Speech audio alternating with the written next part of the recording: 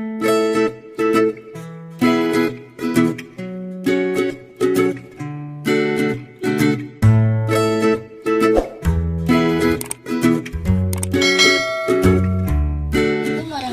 wabarakatuh. Hai adik-adik, apa kabar? Semoga sehat selalu ya. Nah, bertemu lagi dengan Kak Cynthia di pelajaran biologi. Nah, kali ini kita akan mempelajari tentang sistem gerak. Untuk adik-adik yang belum menonton video sebelumnya tentang alat gerak pasif dan gangguannya, jangan lupa ditonton terlebih dahulu ya, karena materi ini berkesinambungan dengan materi sebelumnya. Nah, hari ini kita akan mempelajari tentang alat gerak aktif dan gangguannya. Oke, sebelum belajar jangan lupa kita berdoa dulu agar materi yang didapatkan mudah diingat dan dapat dicerna dengan baik. Oke, kita next ke slide selanjutnya. Nah, yang akan dibahas hari ini yaitu otot dan gangguan otot serta teknologi pada sistem gerak. Nah, kakak sudah mencoret poin 1-3 karena sudah dibahas di video sebelumnya ya. Nah, kita akan membahas tentang poin keempat dan kelima. Nah, otot. Nah, kalian bisa lihat di gambar animasi. Di situ ada pria memiliki lengan berotot ya. Nah, otot merupakan alat gerak aktif karena kemampuannya berkontraksi. Nah, jadi otot ini merupakan alat gerak aktif. Mengapa? Karena memiliki kemampuan untuk berkontraksi. Nah, berbeda dengan rangka. Kalau rangka itu merupakan alat gerak pasif ya. Jadi rangka itu tempat menempelnya otot. Oke. Kita next selanjutnya ke struktur otot. Nah, kita lihat di sini ada struktur otot. Nah, ada gambar otot bisep dan gambar otot tricep.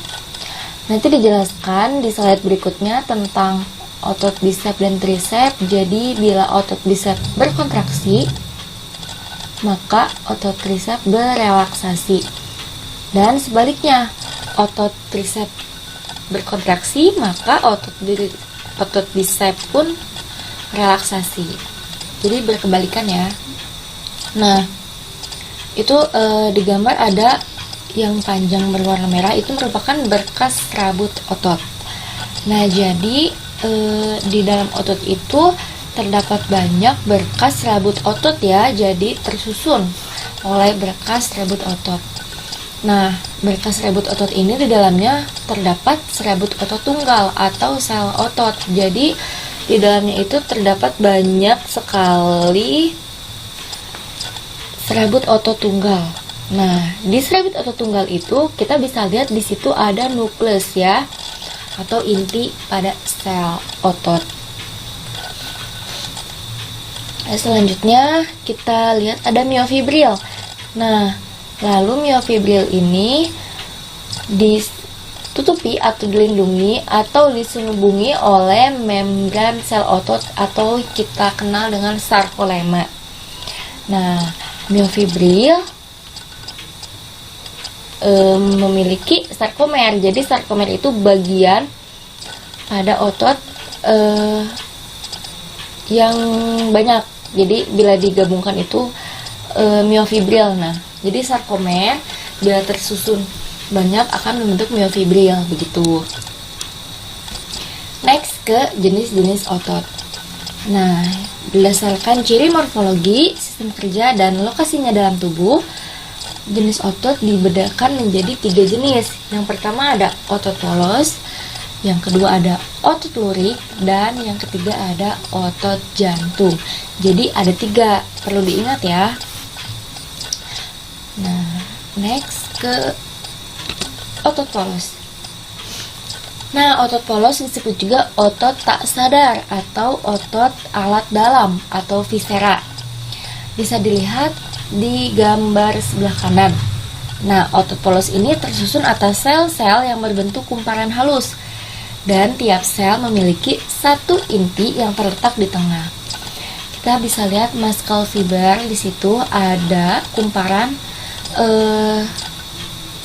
sel, ya. Di situ terdiri dari nukleus atau inti sel pada otot polos. Jadi yang perlu diingat di situ itu otot polos memiliki bentuk seperti kumparan yang halus, ya. Lalu kontraksi otot polos tidak menurut kehendak, jadi secara tidak sadar, tetapi dipengaruhi oleh saraf otonom, ya. Jadi kerjanya ini tidak sadar kalau otot polos. Kita next ke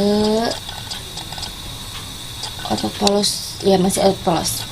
Nah, di sini otot polos terdapat di alat dalam tubuh, di antaranya pada dinding saluran pencernaan. Nah, ada saluran-saluran pernapasan. Lalu yang ketiga ada pembuluh darah, dan yang keempat ada saluran kencing dan kelamin. Nah, bisa dilihat di gambar. Nah, di gambar ini merupakan susunan otot polos pada saluran pencernaan. Nah, bila usus dipotong melintang, ya, dia itu akan memiliki struktur seperti gambar. Jadi ada otot polos di usus itu, gambar yang paling pojok kanan atas. Nah, jadi itu tuh longitudinal layer of smooth muscle. Nah, jadi itu tuh merupakan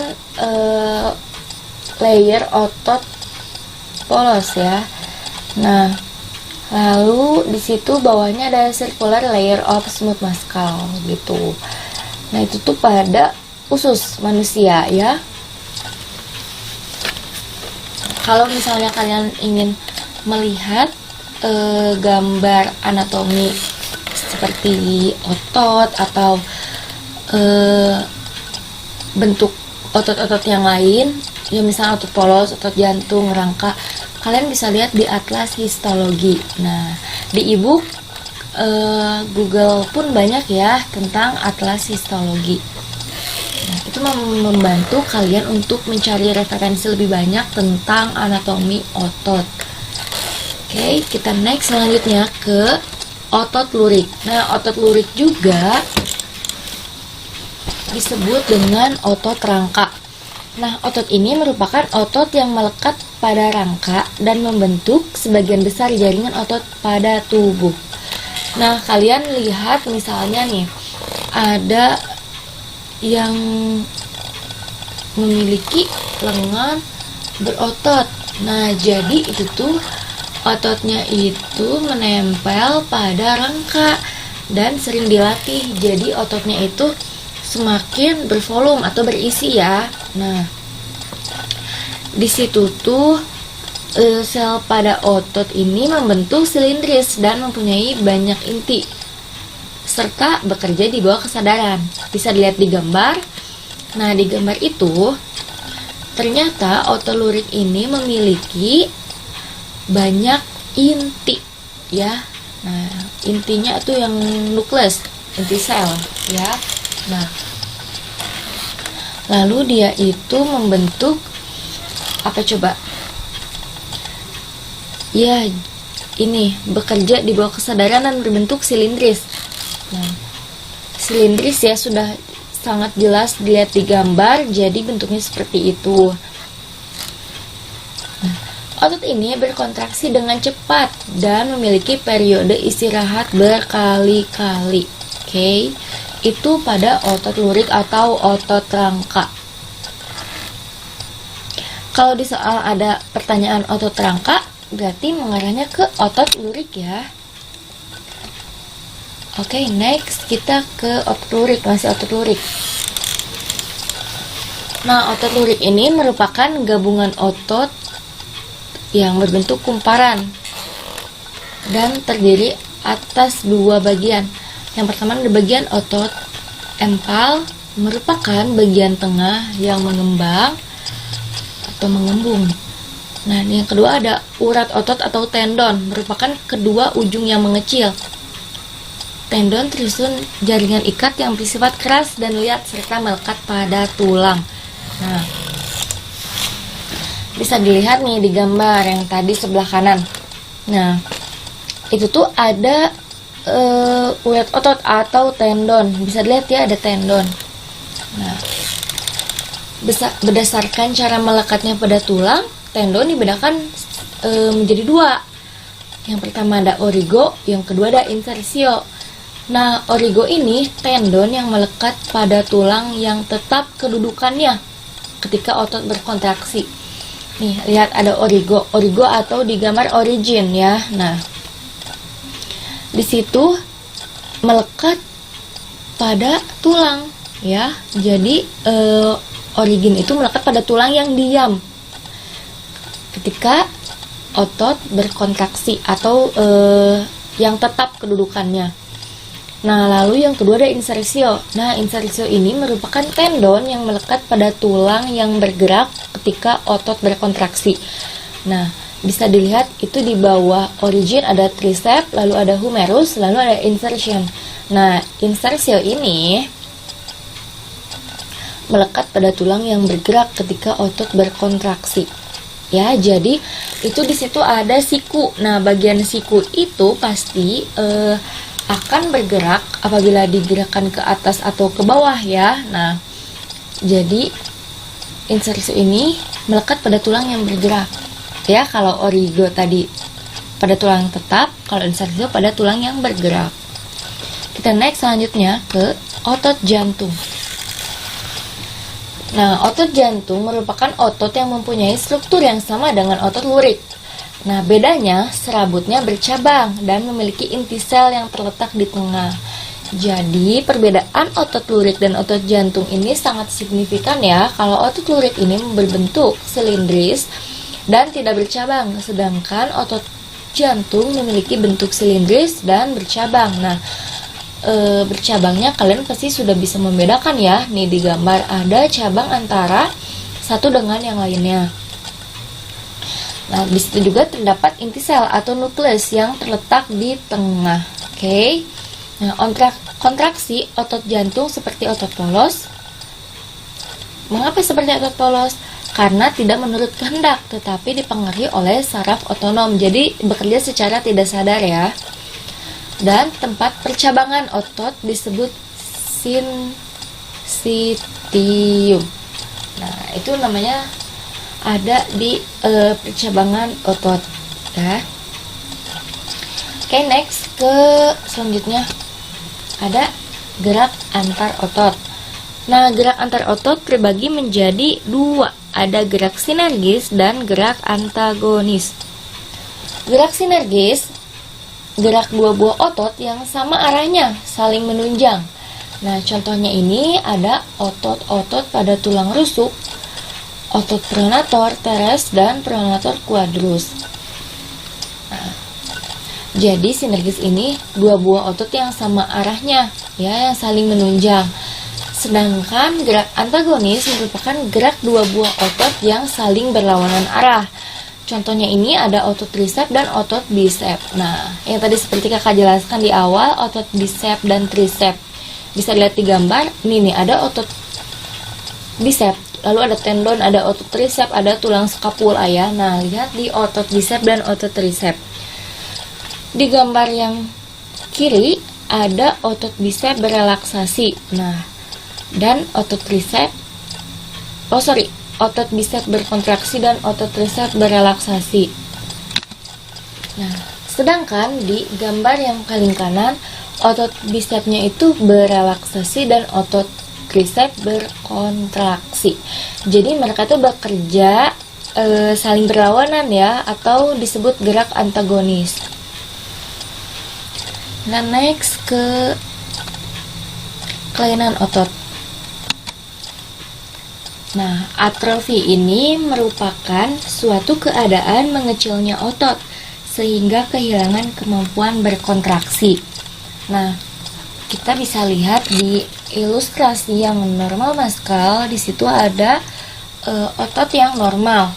Nah, sedangkan di yang atrofi maskal itu ada otot yang mengecil. Nah, jadi itu tuh merupakan kelainan pada otot ya. Bisa dilihat di gambar ada orang yang sedang duduk di kursi roda dan memiliki kaki yang ukurannya kecil karena ototnya mengecil, ya. Hal itu disebabkan karena kehilangan kemampuannya untuk berkontraksi. Itu atrofi. Kita next ke tetanus. Nah, pasti kalian sudah tidak asing dengan kata tetanus ya. Nah, tetanus ini merupakan otot yang terus-menerus berkontraksi atau kejang. Nah, hal ini diakibatkan oleh bakteri Clostridium tetani. Nah, jadi ini tuh karena ada efek dari organisme ya, atau serangan bakteri. Nah, jadi mekanismenya itu dia itu bisa melewati kaki. Nah, akan bila kaki terluka, khawatirnya dia itu akan menyebabkan tetanus. Jadi jangan lupa apabila kalian mengalami luka di kaki akibat hal yang membahayakan seperti paku atau yang lainnya, nah kalian harus cepat menanganinya ya, karena khawatir tetanus. Oke, kita next ke nah di situ di gambar kanan atas dan kanan bawah itu ada gambar bakteri Clostridium tetani dibantu dengan mikroskop. Nah, di atas dibantu dengan mikroskop elektron ya. Kita next ke kelainan otot kaku leher atau stiff. Nah, siapa di sini yang pernah mengalami kaku leher? Nah, pasti banyak sekali orang yang sudah mengalami kelainan otot ini ya. Nah, kaku leher ini merupakan suatu kelainan yang terjadi karena peradangan otot trapesius leher. Nah, peradangan otot trapesius leher karena salah gerakan atau adanya hentakan pada leher serta menyebabkan rasa nyeri dan kaku pada leher. Oke. Stiff ini juga bisa terjadi karena kesalahan gerak atau misalnya salah posisi tidur. Jadi menyebabkan si leher pegal atau sakit ya. Jadi menyebabkan peradangan pada otot. Oke, next ke teknologi yang berkaitan dengan sistem gerak. Nah, yang pertama, teknologinya itu ada pemasangan gips atau bahan kapur. Kalian pasti sudah sering melihat pemasangan gips ya. Jadi ini tuh dipasang di sekitar tulang yang patah atau pemasangan batang logam atau bisa dikatakan pen pada tulang yang patah. Nah, jadi pemasangan gips ini untuk membantu meluruskan atau membenarkan tulang yang patah. Nah, lalu teknologi selanjutnya yaitu pemasangan kaki dan tangan prostetik atau bionik.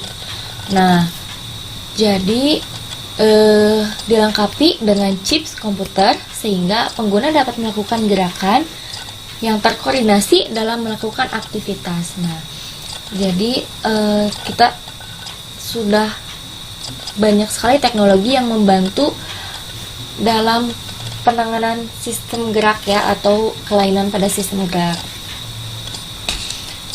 Nah, selanjutnya ada penggantian sendi. Nah, penggantian sendi ini mengganti sendi yang rusak. Nah, misalnya gini, ada bonggol sendi. Nah, kita lihat di gambar juga ya, bonggol sendi diganti menggunakan bahan logam. Nah, bahan logam itu campuran seperti titanium dan mangkuk sendi diganti menggunakan mangkok berbahan polietilena. Oke, ya, jadi ada before dan afternya. Itu yang membedakan ya. Selanjutnya ada teknologi yang berkaitan selanjutnya yaitu radioterapi dan kemoterapi. Oke, radioterapi dan kemoterapi ini untuk penyembuhan tumor atau kanker tulang. Nah, kalau radioterapi ini menggunakan sinar radioaktif seperti sinar X, elektron, dan sinar gamma untuk mematikan sel kanker. Lalu ada kemoterapi. Nah, kemoterapi ini penggunaan obat-obatan yang sangat kuat untuk mematikan sel kanker, tetapi efek samping mematikan sel-sel normal. Oke. Nah, jadi di radioaktif dan di kemoterapi juga ada plus minusnya ya. Jadi hal tersebut disesuaikan dan dianjurkan menurut teknologi atau menurut medis. Nah, kalian bila ingin mencari atau membaca lebih banyak boleh mencari referensi sendiri. Nah, kakak mencari referensi di buku biologi SMA dan sumber-sumber di Google. Oke, terima kasih telah menyimak. Semoga ilmu yang disampaikan oleh kakak bermanfaat untuk semuanya.